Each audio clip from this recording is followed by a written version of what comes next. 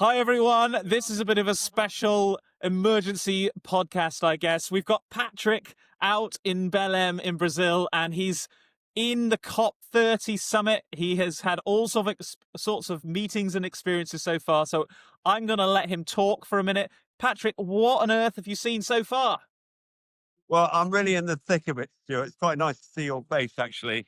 It's the venue is apparently it's on an old airstrip, and I think the tarmac must be radiating back the heat because it's super hot in here. The air conditioning, the main feature of the air conditioning is the sound of the fans. It doesn't appear to be working very well, and amazingly, even though it appeared that no one wanted to come to Belém because it was impossible to get to it and there's no accommodation and blah, blah, blah. Also, the COP wasn't in one place, it was in three places, Sao Paulo and Rio and here. A lot of people have surprisingly made it. And I'm staying in a slightly third world 40 towers type hotel, which is fine. It hasn't got a room in the bedroom, but it has got air conditioning, better than here. And the thing about coming to COP, and this is my fifth in a row, and probably my 10th in all, because I went to COP15 in Copenhagen, is if you show up, stuff happens. And so just by being here, even if you're just in a room with, I just been in with the Nature Conservancy, with one of the biggest meat companies in the world in Brazil, and they're talking about deforestation-free meat. And interestingly enough, a foundation called the Gordon and Betty Moore Foundation that supported our True Cost of American Food conference in 2016, they were sponsoring this regenerative meat program. So I go up to the guy and I say, "Hey, did you know about the True Cost of American Food?" He said, "Yes, I did." And then I looked up on YouTube, and there I was. No one's watched it much, and Prince Charles gave a message of support. So suddenly, and then the Nature Conservancy hosted this thing. So suddenly I've got three new friends. I've got the guy from JBS Meat, I've got the Nature Conservancy, and I've got the Gordon and Betty Moore Foundation. That is kind of what happens here.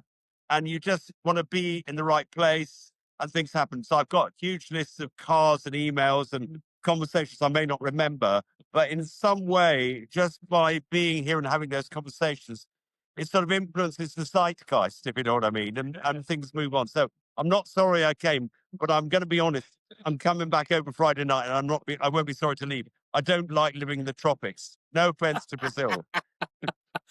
Well, actually, Patrick, I know JBS too, because I have been to JBS, to their main headquarters in Brazil, in Sao Paulo, and I saw the work that they're doing. And let's be honest, JBS has got a bit of a reputation around the world just because it's so massive. But actually, they're doing all sorts of amazing work around tracking by satellite the impacts of deforestation, and therefore tracking all of the farms that are producing meat for them, and therefore trying to stop any deforestation going into any of the meat production. My gosh, it is crazy difficult to do. And when you realize the scale of the problem and the scale So of yeah, meat just production there, it's crazy. we just had the state governor at this event, which is right behind me. And apparently, this one state in Brazil is twice the size of France. Yep. Because the woman from Carrefour who got supermarkets here, she was one of the speakers as well. And so changing this is a big deal.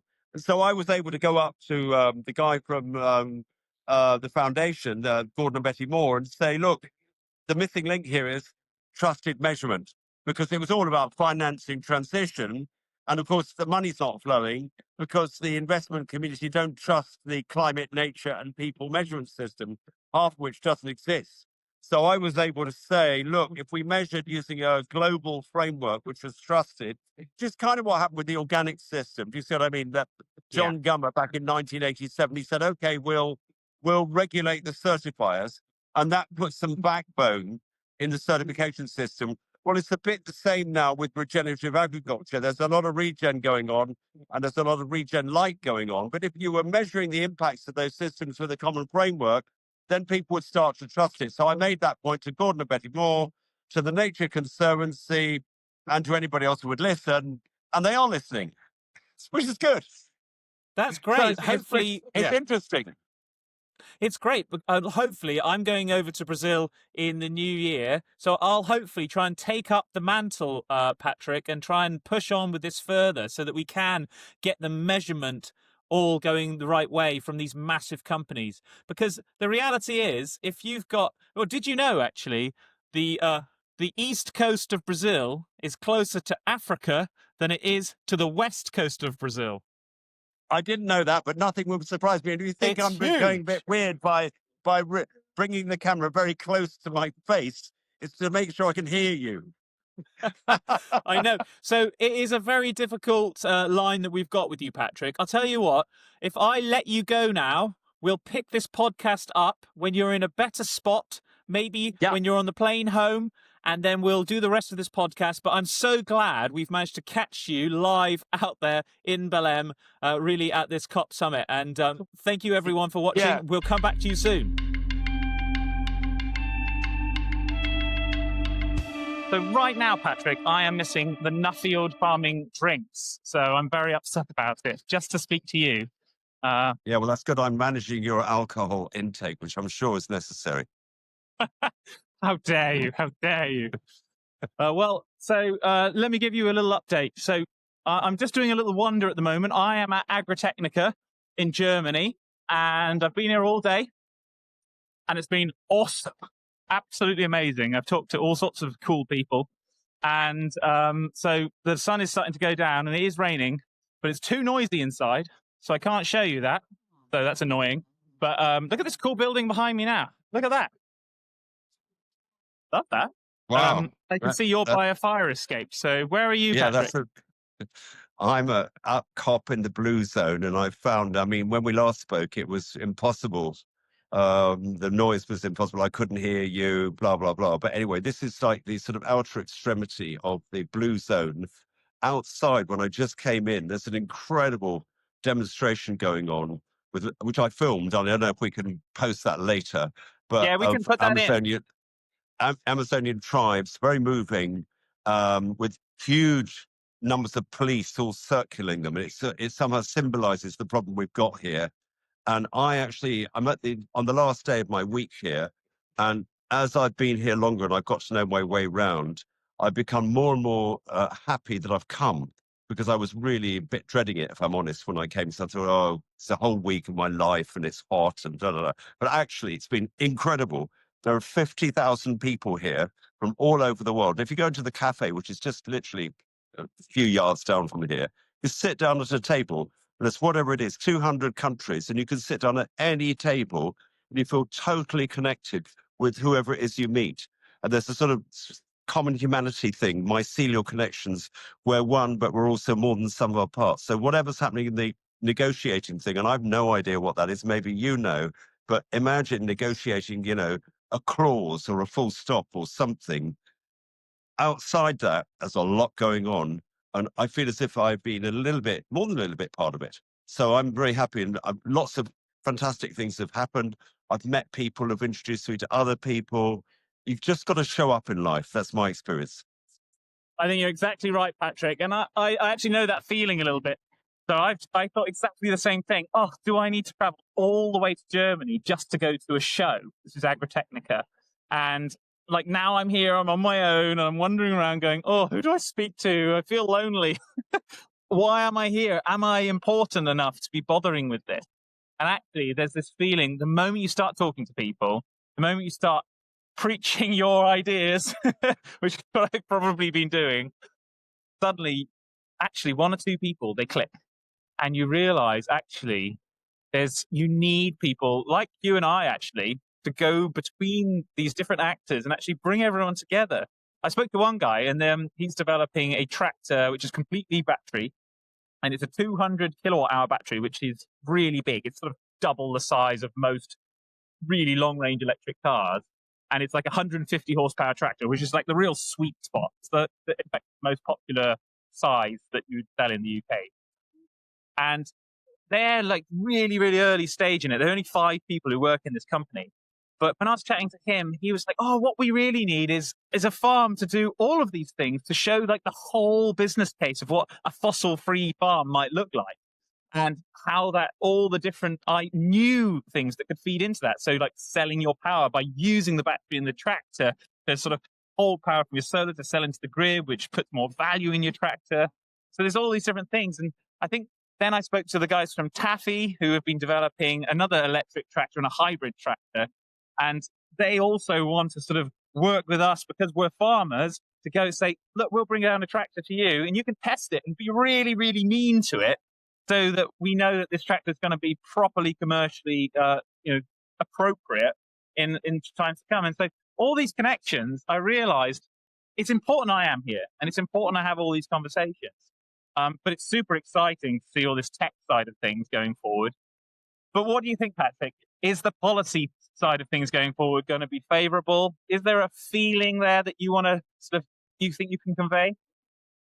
Well, I don't know whether the policy is going to work. And it's interesting that US on here, but Gavin Newsom, who's the governor of California, he showed up and there was enormous press interest in him. He's like, not Trump. And you can just feel the interest in that. And to be honest with you, things are going so fast anyway, despite governments, that I don't really think it does. Of course, it matters what the negotiations result in. But I think a lot can happen underneath the radar of governments without them even realizing it. But I think what is also interesting is that this time, more than any other COP I've attended, food and agriculture are absolutely on the agenda. And people are beginning to realize that the soil is potentially a huge major carbon bank, and that energy generation should take place on farms and all the things you believe in and understand. And also, the soil is the stomach of the plant, and health is the emergent driver of change, which I think could be a huge new force, which we didn't realize was coming at us, but it absolutely is. Everybody's thinking the same about all those things. So I'm pretty optimistic, actually. I met loads of fascinating people. Like last night, Gold's House, who are an amazing institution, hosted a dinner for the Sustainable Food Trust. We had 32 people around the table.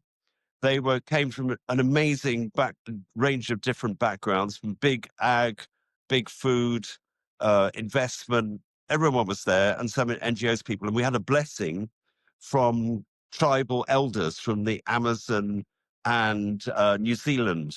And it was extremely moving, and it touched the whole dinner conversation. And even though there were loads of different perspectives shared, didn't really matter because we felt that we were connected. And I think that's what's going on here. It's powerful, really powerful. So the question is, so what do we do with this information, Patrick? Like, both of us are at these different events with different things coming towards us. How do we maximize it? And I think that's probably something we can ask our audience too, really, is like, what should we do with this information? What should we do with this sort of new movement that's going forward? How do we as a Sustainable Food Trust, or me as a farmer, you as a farmer, start acting on this? And I have little ideas, but I'd love more sort of input on that. Well, I don't know if you've listened, why should you, if you're in Germany, to today's food program on BBC Radio 4. It's mentioned in the SFT digest this morning. I just listened to it, as you can, because you can listen to BBC Sounds anywhere. It's amazing. So it's about semi-intensive vegetable production in Sierra, not in Sierra, oh God, where the hell is it? In West Africa. Let's just say, I'm so crap on African countries. I'd fail mastermind every time. And it's Senegal. Thank you. Senegal. So 2 UK vegetable producers, G's and another one that his name I've also forgotten, have effectively bought huge areas of land in Senegal and created vast, intensive vegetable production systems there. And they've got Henry Dimbleby, who's been there, commenting on how it is in a certain way a kind of colonialism, where the sweet corn and the radishes and the other vegetables that are in all our supermarkets on a very large scale now are being grown by very poorly paid. I mean, £82, is it £82 a month, I think they're getting, or something like that, the workers there. That's after a pay rise, so that we can have cheap food. And it did strike me that it's very interesting to look at that system because, in a way, our Welsh Carrots in Foods project is, the alternative to that. And of course, the price of the carrots that we're producing, because the labour's more expensive and other things are more expensive, is a lot more. So we can have our year-round sweet corn and other salad crops from Senegal, but is that right? I mean, it really is a brilliant, I'd say it's one of the best food programs I've heard. Dan Saladino deserves a medal for doing it. And there was one worker who quite bravely basically said, it's wonderful, I've got this work, etc. And then she slips in, we'd like a pay rise, Rove. And so, there are big issues there. And it's not that you can be blanket about it, because came on the bus with a Californian woman whose speciality is food waste. And she said, well, look what's going on in America. We have an economic underclass of Hispanic food workers who produce all our food. So it's not just the UK that are doing this. We're all doing it in so-called developed countries. Yeah, well, actually, on that exact point, I was in southern Spain last year now, and I don't know if anyone's been along that southern coast. It is quite something. It is the most shocking thing I think I've ever seen in a landscape, and that is the great big plastic. And I'm not going to call them glass houses because they're plastic. These big plastic tunnels across the hundreds and hundreds, if thousands of acres. You can drive pretty much 100 miles, and you can always see these plastic tunnels. And is that better? No, I'm sorry, it's not. There's barely any water getting to the sea.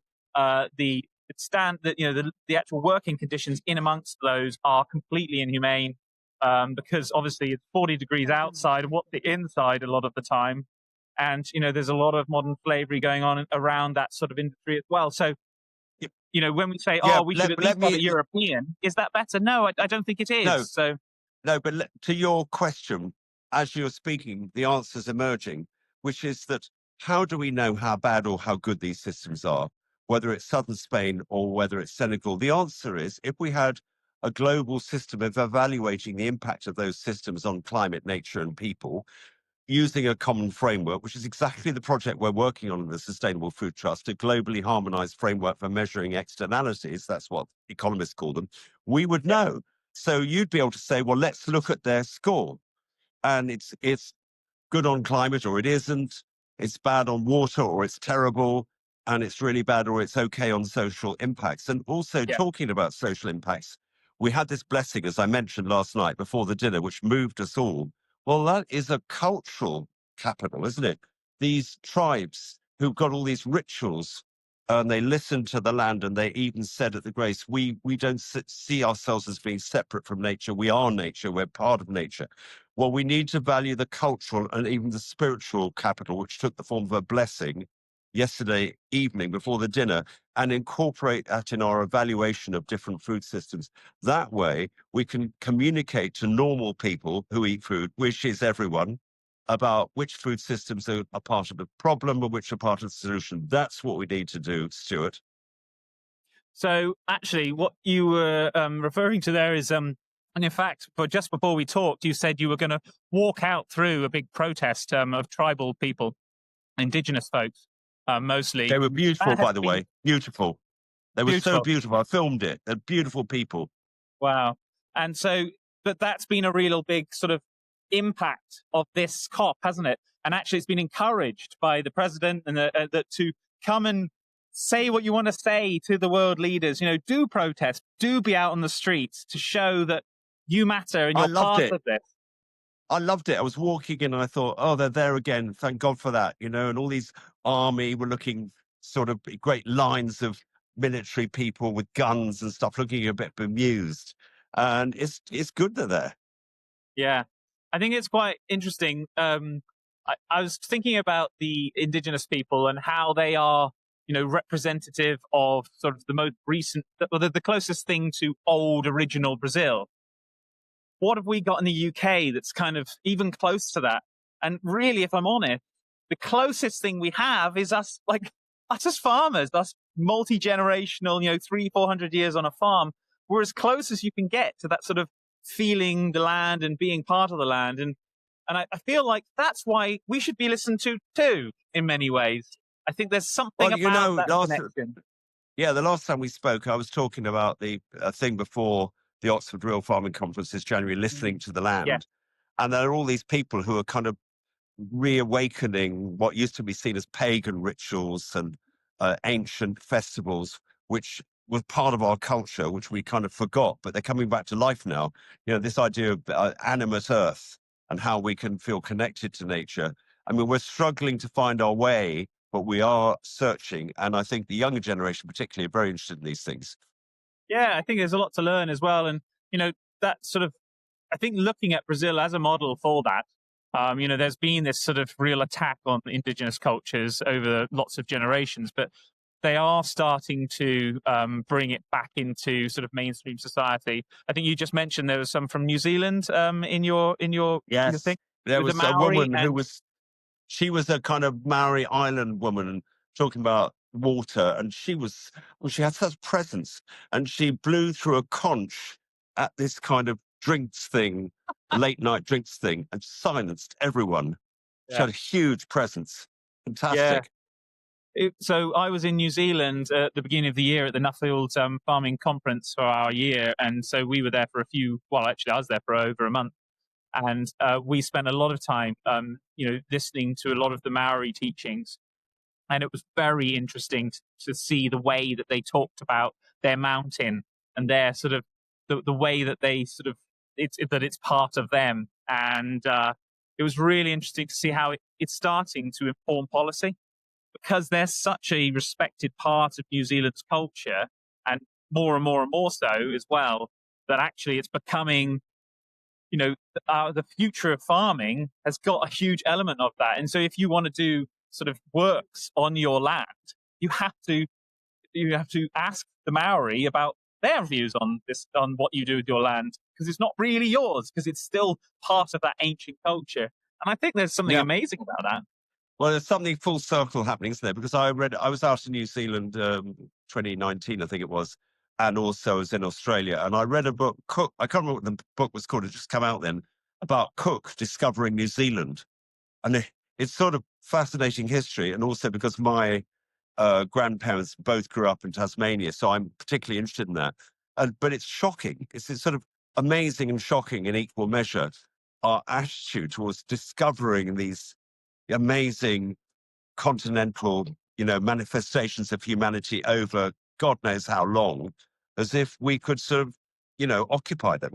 And it was Yeah, just an assumption. Incredible. it's And, incredible. we're carrying the karmic debt of that, I, and we're kind of working it out. I mean, it's true.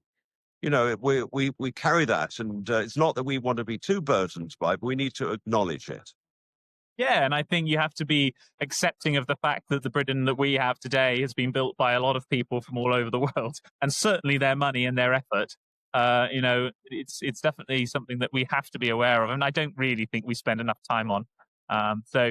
Definitely. Now it is Yeah, getting I mean, dark my here, my Patrick. grandfather was preoccupied with the extinction of the Tasmanian tiger. You probably don't know about that, but it was a marsupial predator that I do. became extinct. But the irony, of course, was that the British settlers had, they ethnically cleansed the Aboriginal population of Tasmania, and then they became worried about the extinction of a predatory marsupial. There you go. Yeah, yeah, it's fair. Oh gosh, I'm laughing about it because it's so bloody awful. Oh my goodness. Yeah, it's terrible. But anyway, I'm going to go and carry on now. It's going dark here. It's raining on me. I've got drinks to go to, which is an important part Okay. of all of these events, of course, with the other Nuffield folks. So I'm going to go meet up with a load of Nuffield folk from Germany and across Europe now, find out what they've been learning. I've got one more day here tomorrow. I've barely covered a third of it, which is terrible. So I've got to go fast tomorrow. Can't do And then everything. I'm going to, Patrick, I'm going to do everything. And then I've got to head back home again before we go up to Scotland for the Nuffield conference. So when are you heading back, Patrick? Tonight, flying back Well, overnight. have a Yeah. safe flight. And I'm looking forward to finding out what comes out of this COP. So I guess we'll meet up again on here and sort of review after all the decisions are made, which are coming in the next week. And see what comes out of COP and see if it really was worthwhile flying hundreds of and thousands of people around the world to get together. Yeah, I think you have to look on the bright side. I think it was. And I also think there's work for us to do in Brazil. And since you've got Brazilian connections, maybe that's you, Stuart. I'm fine with that. I'll be out there for a few months, and I would quite like a little Sustainable Food Trust Brazil wing to look after. No problem. There we are. See what we can explore. All right. Take Thank it you everyone easy. for watching, and we shall join you again in a week or two's time when we're back, hopefully with better sound. And I apologize for the sound and video quality, but we wanted to jump on this because we want to just have the feeling of where we are at the moment and try and bring you all along with us. So have a lovely day.